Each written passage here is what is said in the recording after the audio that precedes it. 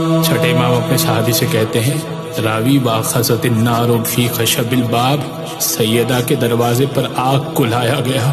کیا عجیب مصیبت تھی، سیدہ کا محسن بھی اس دنیا سے جا چکا اور اس عالم میں سیدہ دربار میں اپنے حق کو لینے گئی اور ظالم کے سامنے گئی۔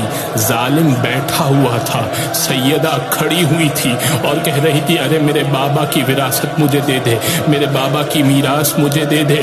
اور اب وہ تحریر پیش کی جو سیدہ کو بابا نے دی تھی، رسول اللہ نے دی تھی۔ جیسے ہی وہ تحریر پیش کی، لعین نے وہ تحریر کھینچ کر سیدہ کے ہاتھ سے پھاڑ دی اور اب ایک سیدہ کو تماچا مارا۔ تماچا اس قدر شدید تھا، سیدہ زمین پر گر گئی۔ ایک مرتبہ فضہ کو پکارا، فضہ مجھے سنبھالا دو، مجھ سے اٹھا نہیں جاتا۔ علامہ مجلسی کہتے ہیں 17 مرتبہ گری، 17 مرتبہ اٹھی اور عجیب مشکل سے سیدہ اپنے گھر کو چلی۔